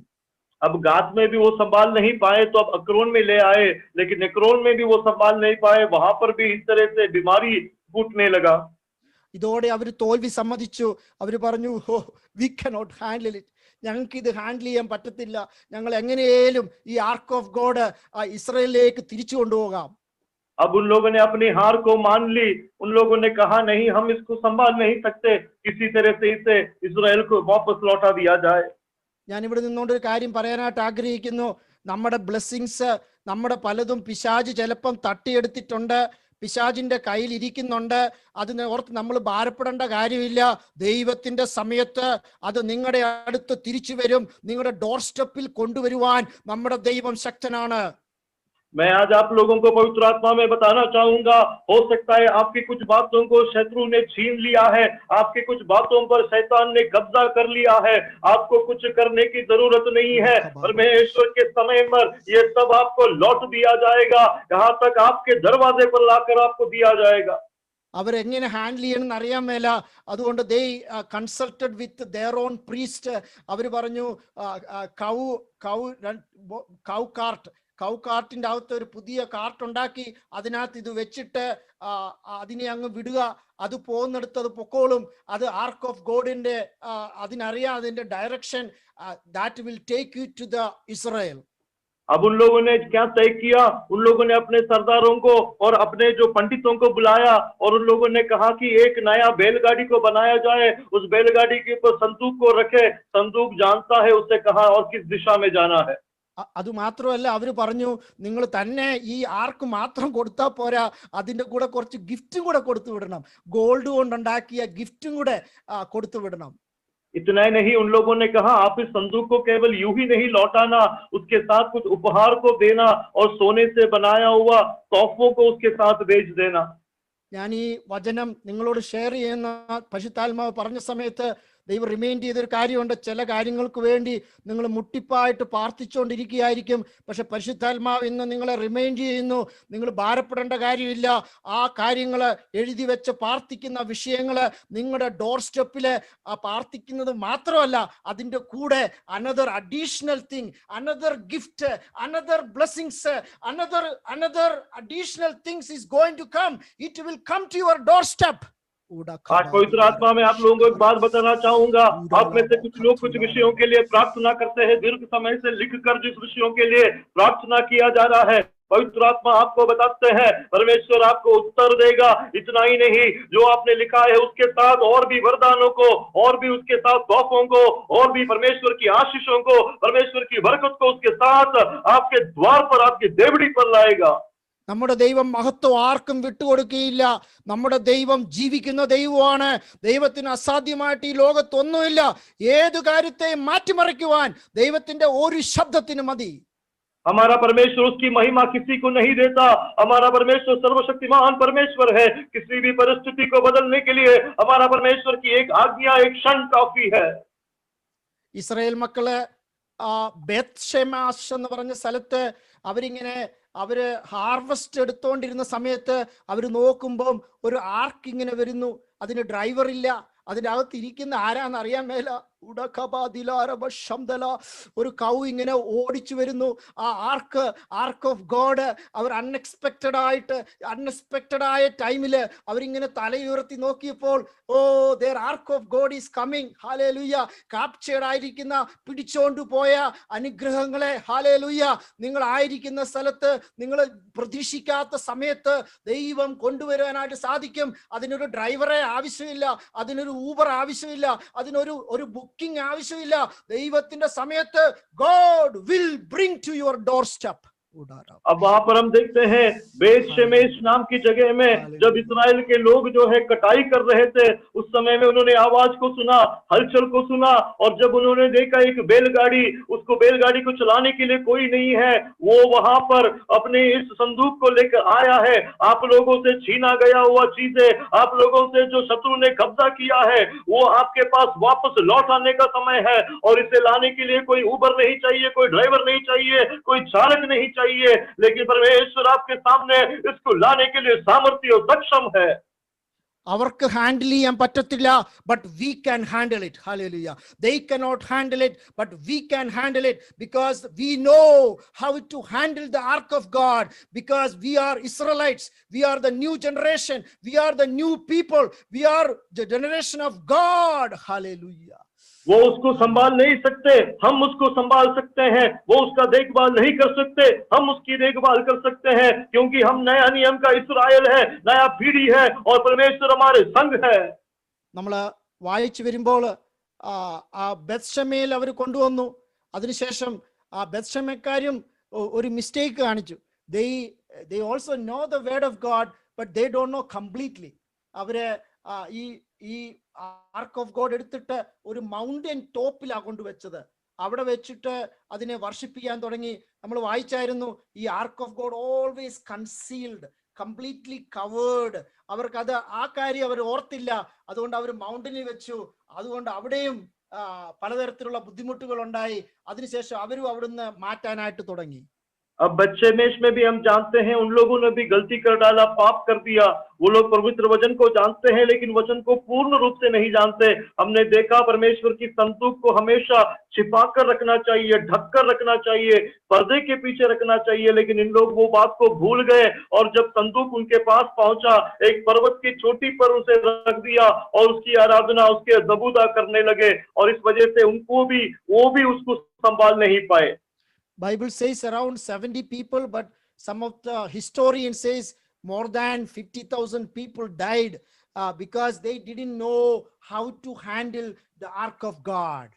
पवित्र कलाम कहता है लगभग 70 लोग मर गए थे, लेकिन इतिहास रचने वालों की उनकी ओपिनियन यह है कि लगभग 50,000 से लोग जो है वहां पर मृत्यु पाए, क्योंकि परमेश्वर की संदूक को कैसे संभाला जाए वो नहीं जानते थे। ഇവിടെ നിന്നുകൊണ്ട് ഞാനൊരു കാര്യം പറയാനായിട്ട് ആഗ്രഹിക്കുന്നു. ദൈവത്തിന്റെ വചനം നമ്മൾ അതേപോലെ അനുസരിക്കാൻ ബാധ്യസ്ഥരാണ്. ആഫല്ല. നമ്മൾ വിചാരിക്കുമോ ഇത്രയൊക്കെ ചെയ്താൽ മതി. നമ്മളിപ്പം പല കാര്യങ്ങളും നമ്മുടെ സംസാരത്തിലൊക്കെ ആണെങ്കിലും God want 100% ട്രൂത്ത്. നമ്മൾ ഹാഫ് പറഞ്ഞാല് രക്ഷപ്പെടാൻ നമ്മൾ വിചാരിക്കും. പക്ഷെ ദൈവത്തിന്റെ വചനം പറയുന്നത് that become a sin in their life, and God verse 19 says that God struck down some of the inhabitants of Bethshemesh because they committed sin. यहाँ पर एक बात को हमको समझना है, यहाँ खड़े होकर एक बात आप लोगों को बताना चाहूंगा। परमेश्वर के वचन को जैसा लिखा है पूर्ण रूप से 100% हमको आज्ञा मानना है। हम लोग आजकल आधा मानते हैं, वो नहीं कर सकते। जैसे हमारी मर्जी है वैसा हम नहीं मान सकते। परमेश्वर के वचन को पूर्ण रूप से जिस तरह से दिया गया है 100% आज्ञा को हमको मानना है। आधा मानने से काम नहीं बढ़ेगा। यहाँ पर 19 आयत में हम पढ़ते हैं, क्योंकि उन लोगों ने ऐसा किया, परमेश्वर ने उनको मार डाला, परमेश्वर ने उनमें से बहुत सारे लोगों को दंड दिया और उसे पाप माना गया। Especially I want to talk to young people. Some people think that even the science teaches like evolution and creation, and they think that it may be created first and then it get evolution, some sort of you mixed with our intellectual power with the word of God. That is something danger. Don't do it. Bible പറയുന്നത് തന്നെയാണ് സത്യം. വചനത്തിലുള്ള complete ആയിട്ട് നിങ്ങൾ വിശ്വസിക്കാൻ ready ആകണമെന്ന് പരിശുദ്ധാത്മാവ് ഇന്ന് രാവിലെ വൈകിട്ട് സമയത്ത് ഓർപ്പിക്കുന്നു. और मैं अब नौजवानों को बताना चाहूंगा, खासकर आप लोग जब शास्त्र और रिवोल्यूशन के बारे में पढ़ते हैं, ये दोनों मिलाकर उत्पन्न किया हुआ कोई बात नहीं है, लेकिन मैं आपको पवित्र आत्मा में आपको प्रबोध करना चाहूंगा। वचन में जो लिखा है, पवित्र कलाम में जो लिखा है, उस बात को बिल्कुल वैसे ही विश्वास करना। Don't play with the ark of God. ദൈവത്തിന്റെ പെട്ടകവുമായി നമ്മൾ കളിക്കരുത്. That is a danger. That is like what we see today is something very danger. So we have to be very careful with when you work with the ark of God. परमेश्वर के संतूक के साथ खिलवाड़ नहीं करना, परमेश्वर के संतूक के साथ खेलना नहीं। उसके वजह से हमने यहाँ पर देखा क्या हुआ, इसलिए परमेश्वर के संतूक को सही मायने में उसको हमें संभालना है। ഈ ബെത്ശെമേലുള്ളവരും പറഞ്ഞു ഞങ്ങൾക്ക് ഇത് ഹാൻഡിൽ ചെയ്യാൻ പറ്റത്തില്ല, we have to take to another place. അങ്ങനെയാണ് അവര് അവിടെ നിന്ന് കിരിയത്ത് ജെറൈം എന്ന് പറഞ്ഞ വേറൊരു സ്ഥലത്തേക്ക് കൊണ്ടുപോയി. അവിടെയുള്ളവര് they know the word of God. They kept that ark of God in a house of Abinadab, completely covered, completely secured. അവിടെ ഏകദേശം 17 years, I think it's more than that. Sorry, if I am wrong. അവിടെ ആയിരുന്നു ആർക്ക് of God ഉണ്ടായിരുന്നത്. അത് മാത്രമല്ല, അതുകൊണ്ട് ദൈവം Abinadab and ഫാമിലിയെ ദൈവം അനുഗ്രഹിച്ചു. बेतशेमेश के लोग भी परमेश्वर की संदूक को संभाल नहीं पाए और वहां से वो लोग ने उसको आगे भेज दिया। आगे हम देखते हैं 7वें आयत में, केरीतारी मुलाम जगह में पहुंचा। वहां के लोग संदूक को कैसे रखना है जानते थे। उन्होंने अबीनादाब के घर में उसको रखा। अब उस घर के अंदर जो है उसको ढक कर रखा गया, उससे संभाल कर रखा गया, उसको सुरक्षा मिला। और इस कारण क्या हुआ, अबीनादाब और उसका परिवार, उसके घरेलू जो है वो आशीषमंद हुए। ഇവിടെ ഞാനൊരു മാപ്പ് കാണിക്കുന്നു. എങ്ങനെയാണ് ഈ ആർക്ക് ഓഫ് ഗോഡ് ഒരു സ്ഥലത്തു നിന്ന് ഒരു സ്ഥലത്തിലോട്ട് മാറി മാറി മാറി റീലൊക്കേറ്റ് ചെയ്തു. അവസാനം പിന്നെ അത് തിരിച്ച് ഇസ്രായേലിനടുത്ത് വരാനിടയായി തീർന്നു. Because they could not handle it, but we can. यहाँ पर मैंने एक नक्शा दिखाया है, उसमें किस तरह से उसको कब्जा किया गया था और किस तरह से वो परमेश्वर की संदूक वहां से गुजरा और वो वापस इस्राएल पहुंचा, क्योंकि वो उसको संभाल नहीं सके, लेकिन हम उसे संभाल सकते हैं। Remember, we are the temple of God. നമ്മളാണ് ഈ ആർക്ക് ഓഫ് ഗോഡിനെ റെപ്രസെന്റ് ചെയ്യുന്നത്. ഈ പുതിയ നിയമത്തില് ദൈവം നമ്മുടെ കൂടെ ഉണ്ട്. ആ ദൈവം നമ്മളെ പ്രൊട്ടക്ട് ചെയ്യാൻ റെഡിയാണ്. നമ്മൾ ഈ ആർക്ക് ഓഫ് ഗോഡിനെ ഫെലിസ്റ്റിന് വിട്ടുകൊടുക്കരുത്. അതിനെ നമ്മുടെ ഉള്ളിൽ എപ്പോഴും ആർക്ക് ഓഫ് ഗോഡ് നമ്മൾ കയ്യിലുണ്ടെങ്കിൽ നമ്മുടെ ജീവിതത്തിൽ വിജയമുണ്ട്. നമ്മുടെ ജീവിതത്തിൽ മുന്നോട്ട് പോകാനായിട്ട് നമുക്ക് സാധിക്കും. നമ്മുടെ ഒന്നിനെയും ബ്ലോക്ക് ചെയ്യാനായിട്ട് സാധിക്കത്തില്ല. യുദ്ധം വരട്ടെ, പ്രശ്നങ്ങൾ വരട്ടെ, നമുക്ക് ഈ ആർക്ക് ഓഫ് ഗോഡുമായിട്ട് മുന്നോട്ട് പോകാം. हम परमेश्वर के मंदिर है, नया नियम में हम भी परमेश्वर के मंदिर है, इसलिए हमें हमारा जो परमेश्वर का संदूक है वो शैतान के हाथों में नहीं देना, बैरी के हाथों में नहीं देना, हमें इसे संभाले रखना है। हम नए नियम का उस संदूक के प्रतीक है और हम अगर इसके साथ चलते हैं, इसे संभालते हैं, तो परमेश्वर हमारी सुरक्षा करेगा। चाहे लड़ाई आने दो, चाहे प्रयास आने दो, चाहे चुनौती आने दो, चाहे मुश्किलात आने दो, अगर परमेश्वर का संदूक हमारे संग है तो हमारे पास जय है और जय के साथ वो हमें चलाएगा। നമ്മുടെ ജീവിതത്തിൽ ആർക്ക് ഓഫ് ഗോഡ് ഉണ്ടെങ്കിൽ നമുക്ക് മറ്റുള്ളവർ ചെയ്യാൻ പറ്റാത്ത കാര്യങ്ങൾ നമുക്ക് ഹാൻഡിൽ ചെയ്യാൻ പറ്റും. अगर परमेश्वर का संदूक हमारे अंदर है तो दूसरे कर नहीं सकते, संभाल नहीं सकते, वो हम कर सकते हैं। ഞാൻ വളരെ ക്വിക്ക്ലി ആയിട്ട്, നിങ്ങൾക്ക് ദൈവത്തിന്റെ വചനം നന്നായിട്ട് അറിയാമെന്ന് എനിക്കറിയാം. So I just want to highlight from the servants of God in the Bible. If you look at the life of David, he was സിംഹത്തെ കൊന്നുകളഞ്ഞു, ഗൊലിയാത്തിനെ കൊന്നുകളഞ്ഞു. ഇതൊന്നും ദാവീദിന്റെ കഴിവ് കൊണ്ടല്ല. ഓൺലി വൺ തിങ്, ദൈവത്തിന്റെ സാന്നിധ്യം, ദൈവത്തിന്റെ ആർക്ക് ഓഫ് ഗോഡ് ഡേവിഡിന്റെ കയ്യിൽ ഉണ്ടായിരുന്നത് കൊണ്ടാണ് ഇതിനെയൊക്കെ ഡിസ്ട്രോയ് ചെയ്യാനായിട്ട് സാധിച്ചത്. അവർക്ക് ഹാൻഡിൽ ചെയ്യാൻ പറ്റിയില്ല, ബട്ട് വി ക്യാൻ. कुछ बातों को जल्दी से बताना चाहूंगा। मैं जानता हूं आप लोग वचन को अच्छे से जानते हैं, इसलिए जल्दी से कुछ बातों को उल्लेख करके चलना चाहूंगा। दाऊद के जीवन में हम जानते हैं, उसने एक सिंह को मारा, उसने एक बियर को मारा और इतना ही नहीं, गोलियात को मारा। ये दाऊद की क्षमता नहीं था, लेकिन दाऊद में जो परमेश्वर का संदूक था, उस वजह से दाऊद ने ये किया। दूसरे लोग नहीं कर पाए, दाऊद ने ये किया और नहीं कर पाएंगे, हम कर पाएंगे। നമ്മുടെ ജീവിതത്തിൽ യോബിന്റെ life, എസ്തേറിന്റെ life, Shadrach, Meshach, Abednego, അവരൊക്കെ അനുഭവിച്ച കാര്യങ്ങൾ നമ്മൾ അറിയാമല്ലോ. ശദ്രക്ക്, മേശക്, അബേദ്നെഗോ അവര് തീക്കാത്തൂടെ തീ ആർക്കും ഹാൻഡിൽ ചെയ്യാൻ പറ്റത്തില്ല അല്ലെ? നമുക്ക് ആർക്കെങ്കിലും ഹാൻഡിൽ ചെയ്യാൻ പറ്റുമോ തീക്കകത്ത്? പക്ഷേ ആർക്ക് ഓഫ് ഗോഡ് ഉണ്ടെങ്കിൽ തീ ഒരു പച്ചവെള്ളമാക്കി ദൈവത്തിന് മാറ്റാനായിട്ട് സാധിക്കും. ഹല്ലേലൂയ. अय्यूब के जीवन में, एस्तेर के जीवन, शद्रक मेशक अबेदनगो के जीवन में हम जानते हैं, शद्रक मेशक अबेदनगो के बारे में अगर हम देखें, आग की अवस्था, क्या आग कोई संभाल सकता है? क्या हम संभाल सकते हैं? नहीं। लेकिन अगर परमेश्वर का संदूक हमारे साथ, तो आग को भी हम संभाल सकते हैं, आग भी पानी जैसा लगे।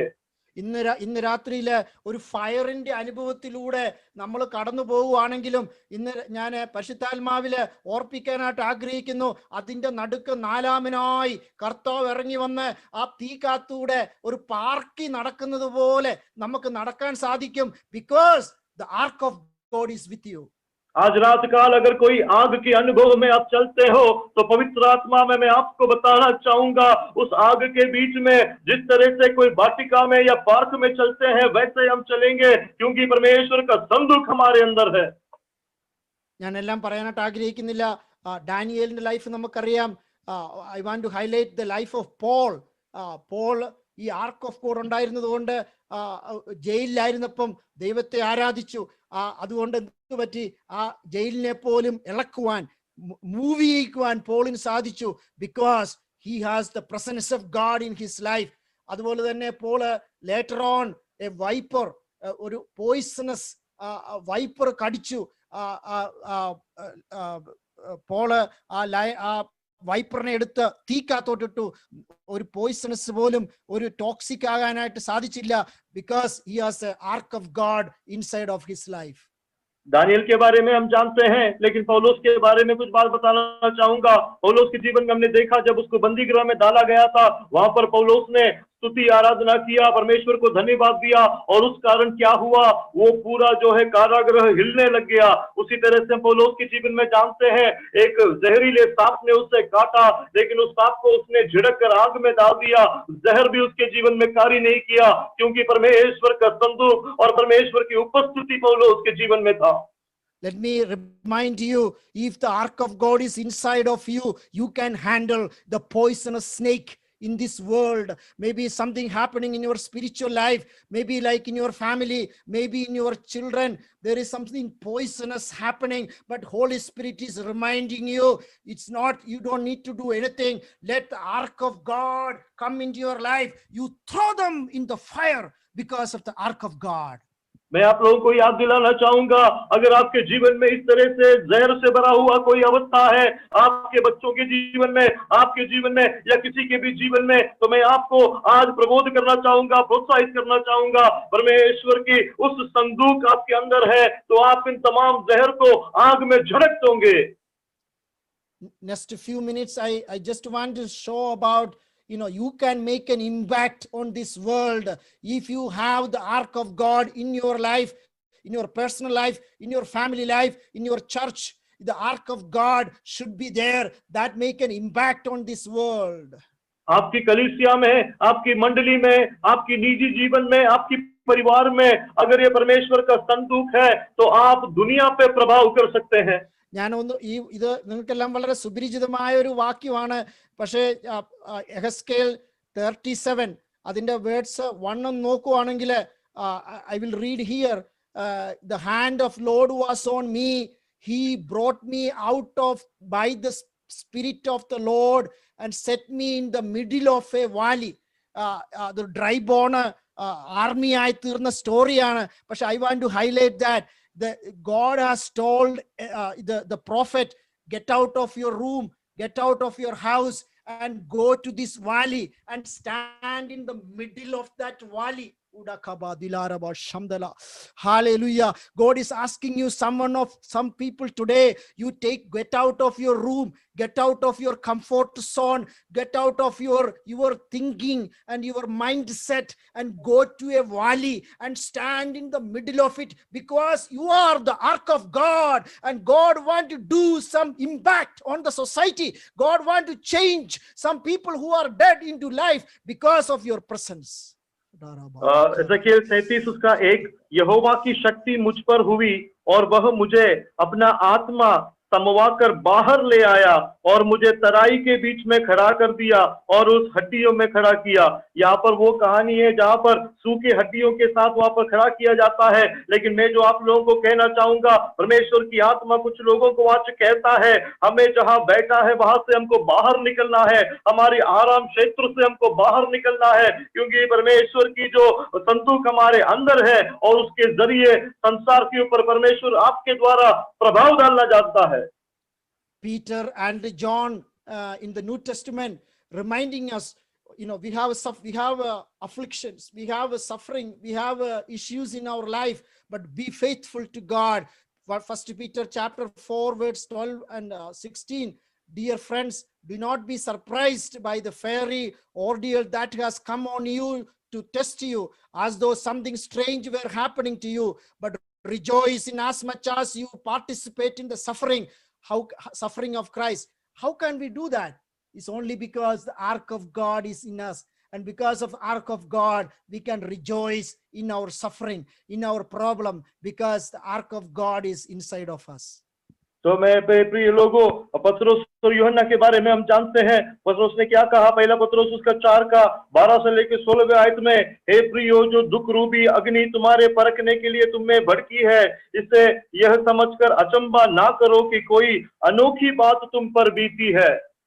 Revelation chapter 2 verse 10 says that there is a testing is coming, and it says that be faithful even to the point of death. നമ്മുടെ ലൈഫിൽ നമുക്ക് ഡെത്ത് വേണമെങ്കിൽ നമുക്ക് വരാം, നമ്മുടെ ലൈഫിൽ ചലഞ്ചസ് ഉണ്ട്, പക്ഷെ ഈ ആർക്ക് ഓഫ് ഗോഡ് നമ്മുടെ ഉള്ളിലുണ്ട്. പക്ഷെ ബി ഫെയ്ത്ത്ഫുൾ. ഈ ആർക്ക് ഓഫ് ഗോഡ് എടുത്തുകൊണ്ട്, why? Because we can handle it. They cannot handle it, but we can handle it. ഈ ആർക്ക് ഓഫ് ഗോഡ് എടുത്തുകൊണ്ട് ബാറ്റിലിന്റെ അടുത്തോട്ട് ഇറങ്ങിച്ചെല്ല്. ആ എഹെസ്കേലിനോട് ദൈവം പറഞ്ഞ പോലെ യുദ്ധത്തിന്റെ അടുത്തോട്ട് ഇറങ്ങിച്ചെല്ല്, ചത്തിരിക്കുന്ന അവസ്ഥയിലോട്ട് ഇറങ്ങിച്ചെല്ല്. You can make an impact because you have the ark of God.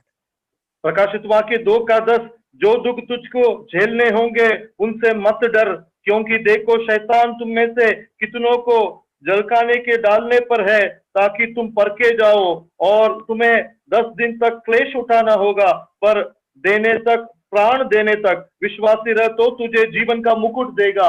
अगर मरना भी पड़े तो हमें डरने की बात नहीं है, मृत्यु की बातों से डरने की नहीं है। जैसे एजेकियल को कहा, तो उस मृत्यु की ओर, उस तराई में तू निकल, तू बाहर निकल, तराई की ओर जा, उस सूखे हड्डियों की ओर जा। अगर परमेश्वर का संदूक हमारे अंदर है, वो इसको संभाल नहीं सकते, हम इसको संभाल सकते हैं।